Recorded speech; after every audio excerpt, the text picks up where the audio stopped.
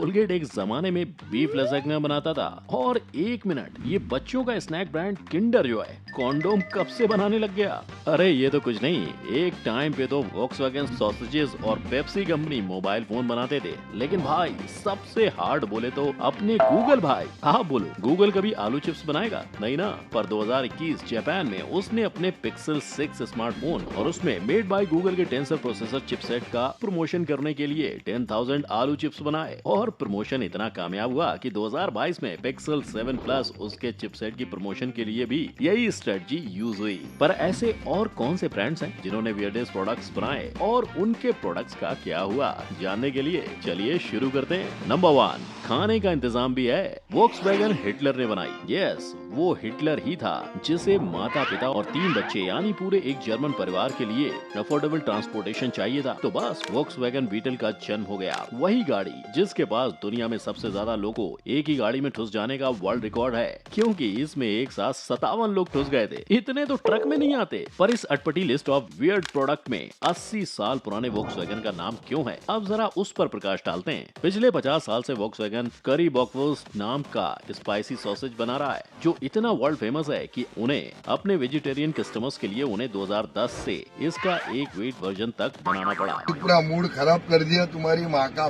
फिर भी उनके लिए ये सॉसेज कितना खास है, ये तो इसी से पता चलता है। उन्होंने उसे एक ऑफिशियल पार्ट नंबर 199398500500A तक दे रखा है, जिसकी शुरुआत उन्होंने अपने एम्प्लॉय को कैंटीन में सॉसेज का लुत्फ उठा पाने के लिए की थी। और आज भी 40% सॉसेजेस को कैंटीन में खाए जाने के लिए रखा जाता है और 60% सॉसेजेस सुपरमार्केट्स, स्पोर्ट्स स्टेडियम्स और दूसरी जगह बिकने के लिए जाते हैं। इस लिस्ट के वियर्डेस्ट प्रोडक्ट्स में फैक्ट भाई के मुताबिक वॉक्सवैगन ही सबसे कामयाब ब्रांड है। नंबर 2, पी से फोन। पेप्सी परफेक्ट भाई कहेगा इनका दिमाग खराब है, वरना वो पेप्सी फोन P1 क्यों बनाता। मतलब सेंचुरी पूरी करने वाली और 11 बार अपने कंपनी का लोगो बदलने वाली कंपनी से इतनी बड़ी गलती नॉट एक्सपेक्टेड। पर गलती की है तो भुगतना तो था ही। तो नवंबर 2015 में पेप्सी का फोन तो लॉन्च हुआ, लेकिन उसके बाद इक्का दुक्का छोड़ किसी ने उनका फोन खरीदा ही नहीं। और कोई खरीदता भी कैसे, उन्होंने फोन बनाने की जिम्मेदारी चाइना को दी थी। आप बताओ, आप ऐसे फोन के साथ रिस्क लेते? नहीं ना। पर पेप्सी का ये रिस्की बिजनेस नया नहीं, बड़ा पुराना है। वर्ल्ड वॉर 1 के दौरान शुगर प्राइसेस हाई थी, तब पेप्सी इन्वेंटर कैलेब डेविस ब्रैडहैम ने मौके पे चौका मारूंगा सोचकर बहुत सारी शुगर खरीद ली। पर उनका ये इन्वेस्टमेंट उन पर भारी पड़ गया। शुगर तो बिकी नहीं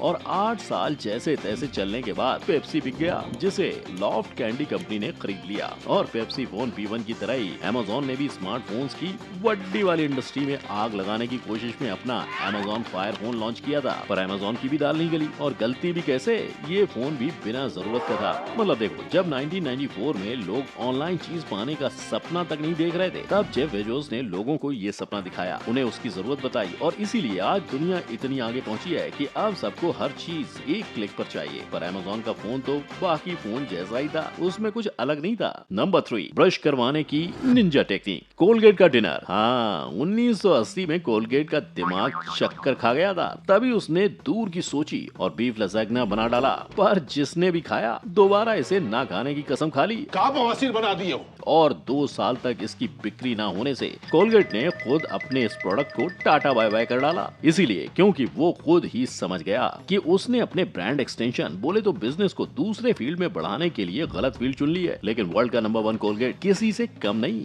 मतलब क्या आप जानते हैं, कोलगेट की अपनी यूनिवर्सिटी है।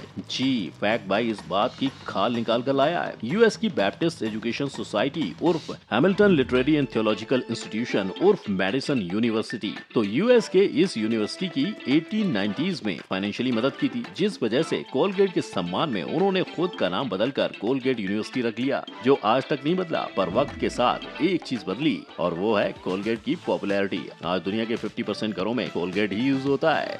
नंबर 4, चॉकलेट में नहीं आलू की रबड़ी में स्वाद है। कैडबरी ने 1960s में शुरुआत की स्मैश ब्रांड की, और स्मैश ने शुरुआत की चॉकलेट की जगह इंस्टेंट मैश्ड पोटैटो बनाने की। ये फिर माइक्रोवेव के नए नए दौर में मम्मियों के बीच बहुत फेमस हुआ था और उसी से स्मैश अगले 20 सालों तक जिंदा रहा। हालांकि जब प्रॉफिट कम और पैसे ज्यादा खर्चे होने लगे और उस पर भी क्वालिटी का अता पता लापता हो गया, तो 1986 में कैडबरी ने स्मैश को बेच दिया। आज स्मैश अपने ओनर प्रीमियर फूड्स की छत्र छाया में पल बढ़ रहा है और कामयाब भी हो रहा है। लेकिन कैडबरी के कई राज हैं हैं। जैसे जिस कंपनी को आप डेयरी मिल्क के पापा के तौर पर जानते हो, उसका असली बिजनेस ड्रिंकिंग चॉकलेट बनाना था, और डेयरी मिल्क जैसे सॉलिड चॉकलेट्स वो तो बस इसलिए इन्वेंट हुए ताकि बचा कुचा चॉकलेट कचरे में ना जाए। क्या इसका मतलब ये है कि आप और मैं इनडायरेक्टली कचरा खा रहे हैं? नंबर 5, आज सोडा से नहाना है माउंटेन ड्यू डर के आगे जीत है। और जीत के आगे है माउंटेन ड्यू का बॉडी वॉश ब्लास्ट। नहीं, मैं नहीं मानता।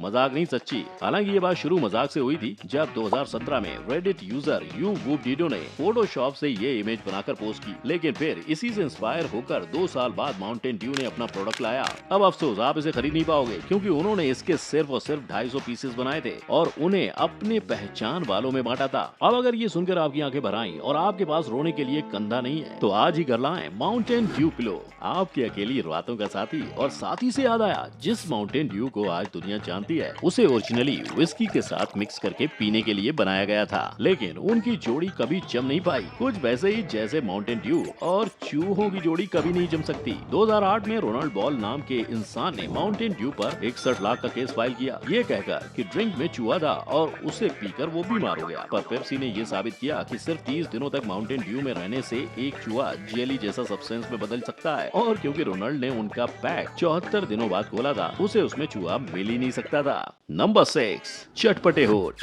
क्या आप जानते हैं एक पूरे साल में बिकने वाले चीटोस को बनाने के लिए 5000 गाय लगती हैं? अगर नहीं तो कांग्रेचुलेशंस। अब आप जानते हो कि 5000 गाय के 11 मिलियन गैलन दूध से बनता है चेडर चीज और फिर उससे चीटोस की सीजनिंग। पर ये तो नॉर्मल था। अब ये देखो, 2005 में चीटोस ने अपना लिप बाम बनाया था, और हैरानी ये नहीं है कि चीटोस ने ये प्रोडक्ट बनाया, हैरानी ये है कि 2011 तक लोग इसे खरीद रहे थे और इसका प्रोडक्शन जारी था। लेकिन 2016 में तो चीटोस ने हद पार कर दी, क्योंकि इस बार उसने चीटोस बॉन्जर और चीटो परफ्यूम बना डाला। आप बताओ, आप अपने आप को इस तरह नारंगी करने के $12 यानी 1000 रुपए दे पाओगे? Of course not. किंतु ये पहली बार नहीं जब चीटोस का नाम ऐसे अजीबोगरीब प्रोडक्ट्स की वजह से चर्चा में आया हो। 2017 में बस हैराम्बे गोरिल्ला जैसे शेप के दिखने के चलते सिर्फ एक चीटोस को ईबे पर पूरे 80 लाख से ज्यादा में बेचा गया था।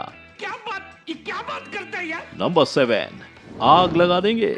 आज की ताजा खबर, आग लगाने वालों ने बनाया फायर एक्सटिंग्विशर। यस, फैक्ट भाई, लुइस विटन की बात कर रहा है। शायद इनका संकल्प है कि एक तरफ ये आग लगाएंगे और दूसरी तरफ आग बुझाएंगे। वरना आप ही सोचो, वो ब्रांड जो अपने प्रोडक्ट्स की एक्सक्लूसिविटी कम ना करने के लिए प्रोडक्ट्स को जला देता है, वो फायर एक्सटिंग्विशर क्यों बना रहा है? मतलब एक हफ्ते की मेहनत, उस पर खर्चा, पैसा, सब कुछ गया आग में। फैक्ट भाई तो यही कहेगा, सब पैसे के चक्कर है बाबू भैया।